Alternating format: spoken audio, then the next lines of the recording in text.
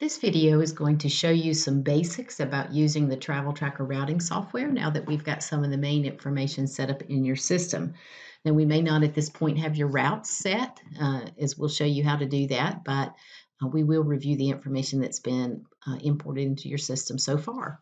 So when you go into the Travel Tracker and sign in, remember that the main tabs are across the top. And so it's really easy. If you want to look at student information, you go to the student tab. If you want to look at your route information, you go to the routes tab. And so it really is fairly simple to use. It just takes a little getting used to, but once you do, all the screens pretty much work the same. So underneath each tab is a indicator or a set of filters. So once you're in the Students tab, you can then narrow down your list of students. Now remember, your actual list of students will show on the left, and the map will show the visual indicator of where they are.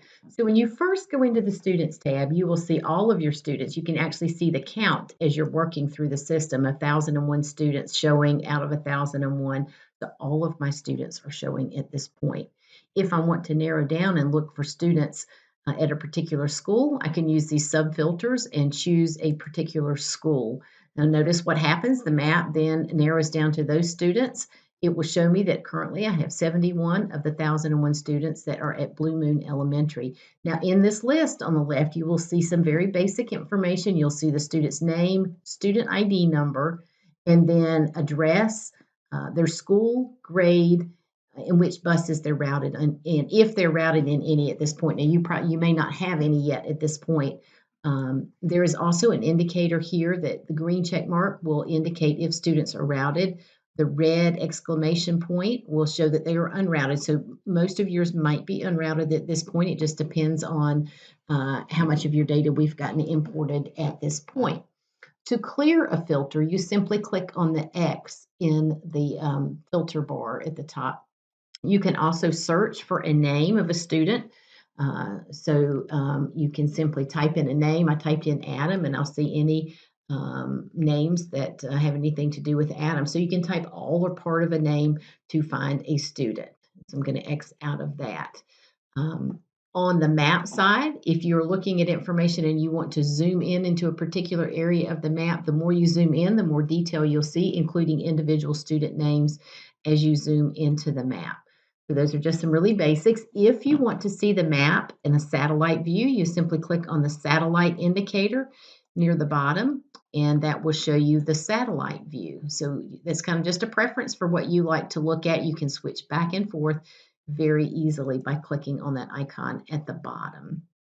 So some of the basics too, I'm going to go into the other areas. If you want to look at your schools now that they're in the system, you go to the schools tab and you will see all of your schools listed. Now you can filter if you want by, say, elementary schools or high schools, or you can simply type a name of a school in. We would suggest that you review the school information. Anytime you're looking at this information, you can hover over the three dots, and that you'll see that all throughout the system, and then some icons appear. The one that looks like a pencil is an edit icon. So whether you're looking at a student or a school or a route, you use the pencil icon to edit and open that up. If you want to locate on the map the item that you are looking at, whether that again is a student or a school or a route, you simply use the little map indicator icon, and that is going to locate this on the map, and also gives you an option to edit here. That's the same edit that we have here with the pencil. You can delete, and of course, a lot of times you won't want to be deleting, but if you need to delete, you can. And then the message indicator is a way to notify. And we'll talk about that a little bit later, but you can notify. If you're on the school tab, you're going to be notifying, everybody at that school. If you're on a students tab, you're going to be notifying whatever student, either student you're on or group of students. So it's really a simple thing to do. And so you'll notice as you get into here, you'll become very comfortable with that.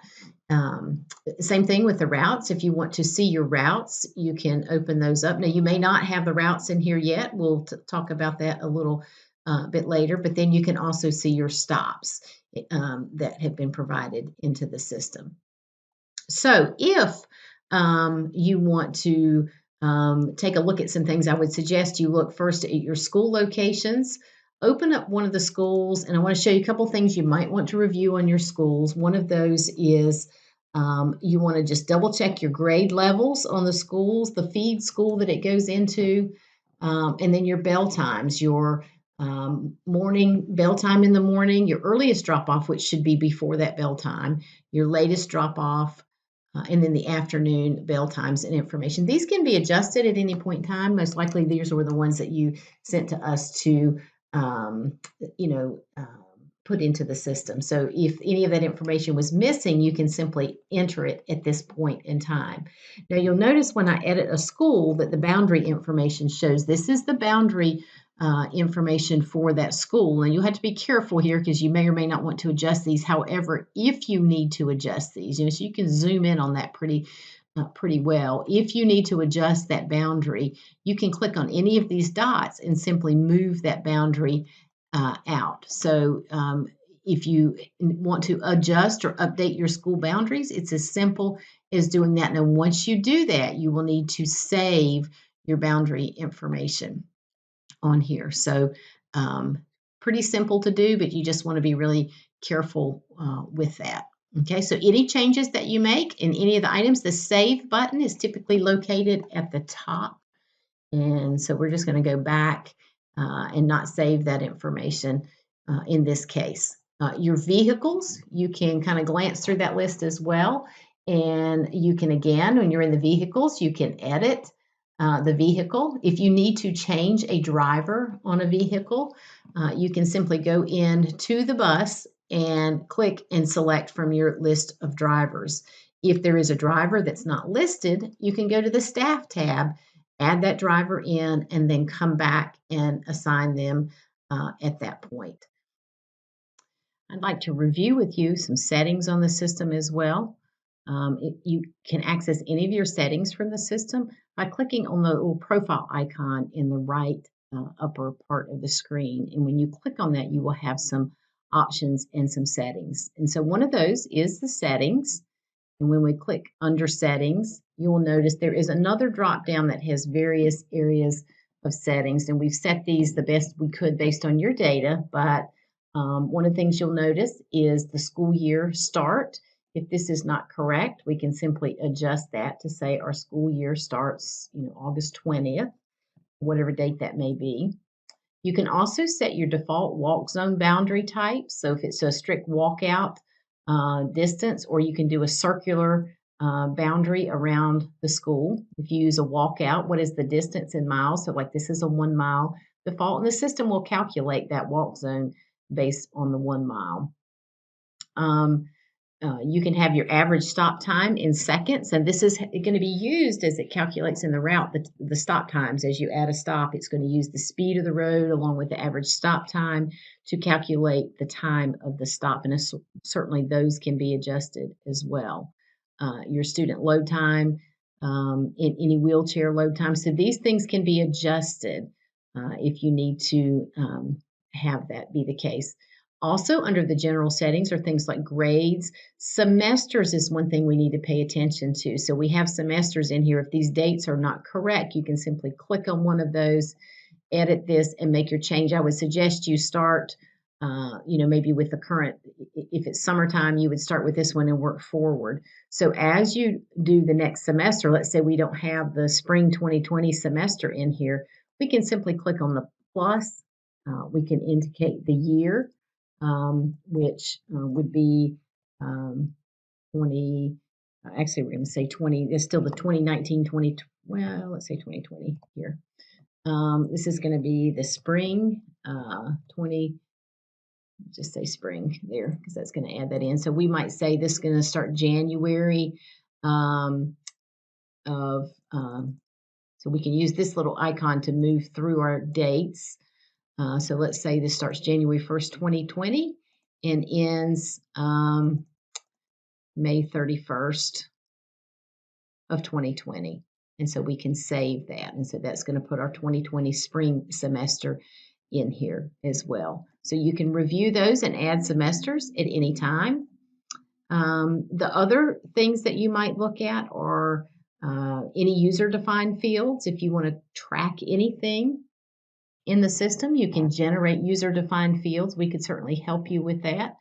But that would let you go in, for example, if you needed to add a field to your vehicles to track something, you can add this. You would type your text. It can be a number, a date, a checkbox. Add your field name. So this might be, inspected 2020, maybe. And might have that just be, we might actually have that be a checkbox, yes or no. And we could save that, and that will show up on the vehicle information when we look at our vehicles. So it's good to get familiar with the settings, but if you have any questions about those, you can contact your implementation specialist and they'll help you through those. So that's really a basic of how to move around within the system.